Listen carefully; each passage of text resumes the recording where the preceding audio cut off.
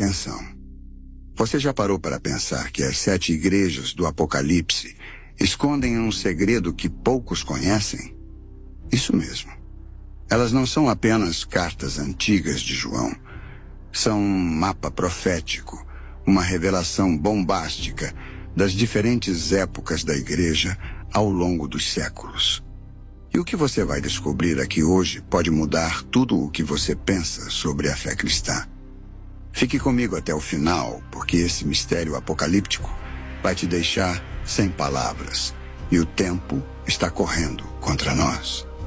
Muitos não sabem disso, mas as igrejas de Apocalipse 2 e 3 são um código divino, um alerta urgente para os últimos dias. Vamos mergulhar nisso agora, porque o que está em jogo é o destino da sua alma.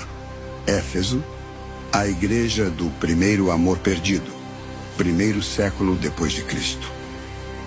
Éfeso é o ponto de partida, a igreja do século I, a era de ouro dos apóstolos.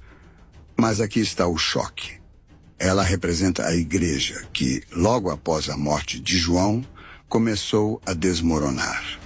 Sim, a chama do primeiro amor, aquela paixão ardente por Cristo, aquela pureza intocada foi se apagando. Muitos não sabem disso. Éfeso é histórica, um marco do passado que nos alerta. A igreja começou a perder sua essência logo no início. Imagine, os discípulos de Jesus ainda estavam vivos, mas a rotina, a distração e o comodismo já estavam minando a fé. Jesus lançou o aviso como um trovão. Lembra-te de onde caíste, arrepende-te e volta às primeiras obras. Apocalipse 2:5. E se não obedecesse, o candeeiro seria removido à presença de Deus, extinta. Será que estamos repetindo esse erro hoje? Fique comigo, porque isso só vai ficar mais intenso. Esmirna, a igreja perseguida, séculos 2 e 3. Agora, Esmirna, prepare-se para algo impressionante. Essa igreja histórica enfrentou o inferno na terra. Perseguições brutais, martírios sangrentos, arenas cheias de leões famintos.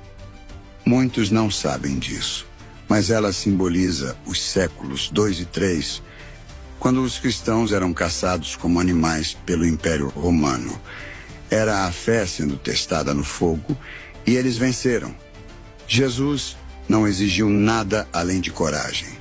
Ser fiel até a morte e dar-te-ei a coroa da vida. Apocalipse 2:10. Pense nisso. Enquanto o sangue escorria, a igreja crescia. Mas aqui está o segredo sombrio. Essa resistência preparou o terreno para algo muito mais perigoso que vem a seguir. Você já imaginou o que acontece quando a perseguição acaba e o poder entra em cena? Continue comigo, porque o próximo passo é um choque. Pérgamo, a igreja que se casou com o mundo, século IV, era de Constantino. Chegamos a Pérgamo. E aqui o tom fica apocalíptico. Esta é a última das igrejas históricas. E ela marca um ponto de virada sinistro. Muitos não sabem disso, mas Pérgamo é o momento em que a igreja fez um pacto com o diabo, ou melhor, com o mundo. No século IV, o imperador Constantino declarou o cristianismo como religião oficial de Roma. Parece bom, né? Mas foi uma armadilha. A igreja trocou a cruz pelo trono, a simplicidade pela pompa, a verdade pela corrupção. Jesus avisou: onde está o trono de Satanás? Apocalipse 2:13. E onde estava esse trono? Na aliança com o poder temporal. Esse casamento abriu as portas para a decadência espiritual que ecoa até hoje. Quer saber como isso se desdobrou? O próximo capítulo é ainda mais sombrio. Tiatira, a igreja corrupta e dominada pelo papado. Idade Média, séculos V ao XV. Agora entramos nas igrejas que ainda vivem entre nós, e Tiatira é de arrepiar. Atenção! Ela representa a Idade Média, o auge do papado, quando a igreja se transformou em um império de poder e trevas. Muitos não sabem disso, mas esse período foi uma conspiração espiritual. Bispos com coroas, cruzadas sangrentas, indulgências vendidas como ingressos para o céu. Jesus chamou isso de Jezabel, uma figura de corrupção, idolatria e controle. Ele disse: toleras Jezabel, que ensina e engana meus servos. Apocalipse 2:20. Era o trono de Satanás em plena ação, disfarçado de santidade. E o pior, essa influência não morreu, ela se infiltrou nas sombras da igreja moderna. Quer saber como isso evolui? Sardes, a igreja reformada, mas ainda morta. Século XVI, reforma protestante. Sardes surge com a reforma protestante. E aqui está o gancho. Parecia uma revolução, mas era um cadáver maquiado. Muitos não sabem disso, mas apesar de Lutero e seus pregos na porta, a igreja continuou carregando um peso mortal. Jesus foi direto. Tem nome que vive, mas está morta. Apocalipse 3:1. A reforma trouxe luz, sim, mas também trouxe divisões, formalidades e uma fé que muitas vezes ficou só no papel. Sardes é uma igreja incompleta, que começou a acordar, mas não foi até o fim.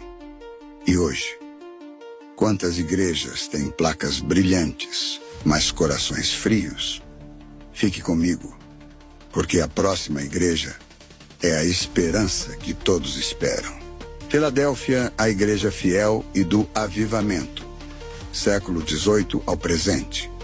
Filadélfia é o raio de luz no caos. Uma igreja fiel, humilde, que resiste ao mundo e brilha como nunca.